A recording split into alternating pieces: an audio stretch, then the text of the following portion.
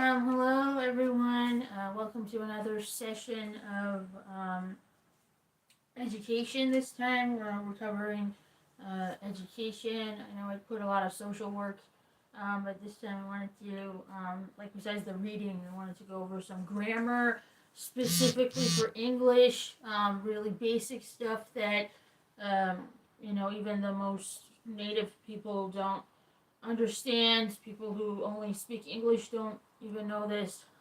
So I wanted to cover the letter Y. What does Y sound like? How many sounds? It's a vowel, and where is it used? Can it come in the beginning? Can it come in the middle, end, and all that stuff? So specifically, let's talk about when it comes at the end. Words like library. So we know it makes the E sound. There are so many words that end in Y, but not every language really follows this rule for Y, which is when it makes the E sound. Library or apothecary. And how do we even know that it makes that E sound? It's kind of hard for kids to figure out as well at school. Um, well, why when it comes at the end, it usually only has two sounds that could work for it. So again, that's the E sound and the I sound, like cry, fly, die. Um, these are ending in Y or YE, which makes it the I sound. And that is represented with EE I show here, or I with a circumflex, mostly shown in French like that. But in English, this is just specific to English that Y comes at the end, making the E or the I sound. Now, because English doesn't use diacritics, it's kind of hard to figure that out. But those diacritics are there. Um, I'm thinking maybe because there are so many that English would have to like cover all of them, and that the whole writing would have just marks up and down. Um, so that's why English doesn't use diacritics. But I think when we teach letters and sounds, it's important to introduce those diacritics so at least kids understand why apothecary makes the E sound, but cry makes the I sound when they're both at the end. So you know, most of you know Y diaresis, which is the same as YE.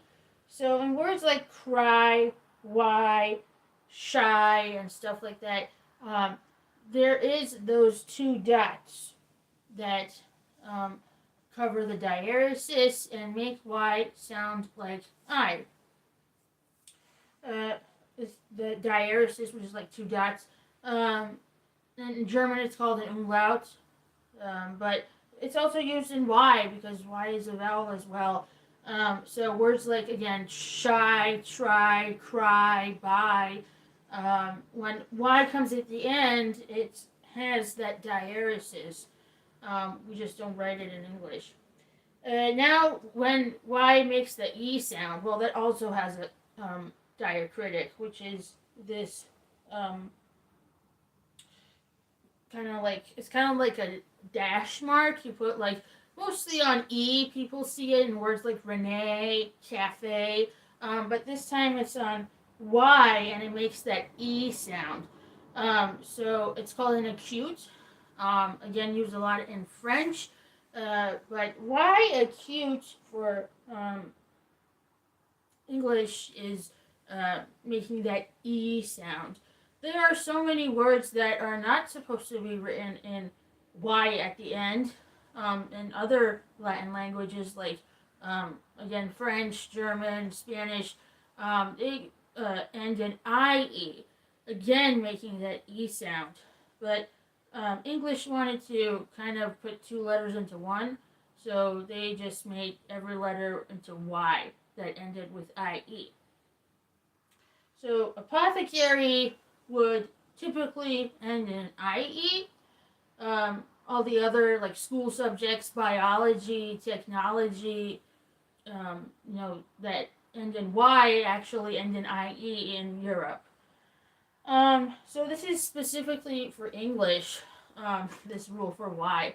Um, Y isn't even used that often in Europe. Maybe just to make the sound, and it really has no other use, because there's J, um, and J is used, like more than half of Europe uses J instead of Y. So again, these are just the rules for Y when it comes at the end. What does it sound like? It sounds like I, or it sounds like E. It cannot make the sound in English, and it cannot make the y sound. So this is just for English because, like I said, other languages do not use Y, and they do not use it at the end, because they either have J or they have it make some other sound like Um, these diacritics, there's so many, which is why English doesn't cover them, but I think it's important to teach it to kids so that they know when and why they are using it as E, for example, library, or biology. Why is it anything like an E? Why isn't it anything like an I, like cry or buy? So it's because of that diacritic, and I think it's important. It makes learning easy. Again, we don't really use it for everyday just writing, but it's there, and instead of just giving kids just like these short answers as to, why is it an E? Why is it an I? Why is it a yeah? Um, stuff like that. Just actually explain it to them that, we have these like diacritics or whatever you want to call them to make it like easier for them, marks or, to, help us understand why is pronounced I. There are so many other words that have the E next to Y, and in that case, we do not need the diacritic because we have the E next to it.